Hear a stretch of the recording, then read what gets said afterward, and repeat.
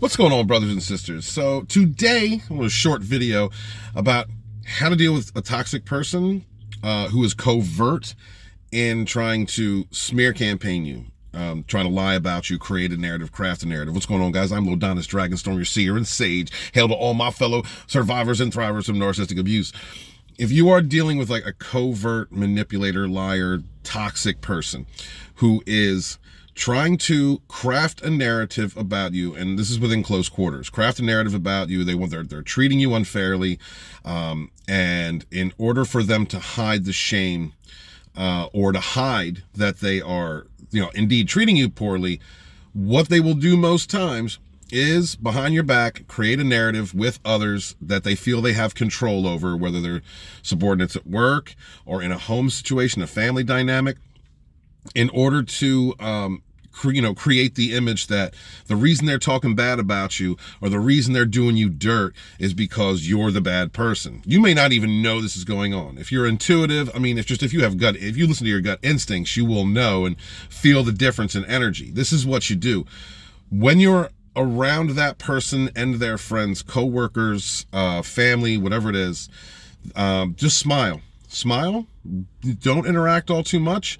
But don't act as if that situation is bothering you. What that's going to do is going to give that toxic person one of two things: a false sense of security that they're bothering you, and they'll continue that smear campaign or continue to craft their toxic narrative, or it's going to bug the living hell out of them because their lies, their negativity they're not spreading pain, they're not affecting you.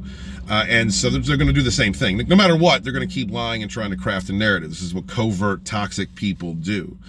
What you do when that person's away, you may notice that a toxic person who is trying to do this will be around extra, will, engage in projects, take off time from work, just make sure that they are around the people they are trying to persuade that you're the toxic person more, so that they can blanket the situation in their false narrative. What you do when that person is not around is you be the best version of yourself. I don't know what the situation is. I don't care how they're trying to triangulate everyone, how they're trying to smear you, if any of those people actually believe what's going on. All right. Remember, a person who believes lies about you wanted to believe those lies in the first place. So don't even worry about them. I'm talking about the neutral figures in this situation, especially if you're dealing with children or you're in some type of family dynamic. Be the best version of yourself. See, that toxic person wants you to literally lower your energy into their level, go down to their level. That's not what you do. You resonate. I know you're going to be angry. You're upset. Somebody's lying about you. Somebody's doing you dirt. Somebody's trying to craft a narrative and be deceptive and covert about that. But that's what they're looking for. They're looking for that conflict. Toxic people look for conflict. It gives them a false feeling of control, and misery loves company, and they love toxic people who have unresolved issues love dragging other people down. So when you're around those other people, when that toxic person's not around, be the best version of yourself. Be positive. Be communicative. Be light. Be wise. Just that's what you do. You be the best version of yourself, because no matter what happens at the end of the road, when you finally are able, or if you can, separate yourself from that toxic person and that toxic situation, is that, over time, if that toxic person is around those people for long enough, they're going to keep on telling that false narrative and smearing your name and trying to bring you down.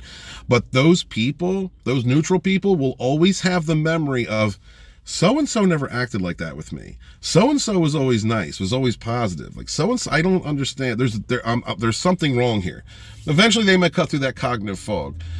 Whatever the situation is, for you, it's better because you're keeping your resonance high and you're keeping yourself in a positive direction. And that's what you want to do. Defy toxic people, narcissistic, whatever type of toxicity, personality disorder, unresolved issues they have, don't matter. Whatever type of toxicity they are, they want to bring you down. They want to make you feel weak. They want to make you feel powerless. Their narrative, their ego supersedes everything else. Truth, reality, whatever it is. Be the best version of yourself, because that is something they cannot control and will leave the lasting impression.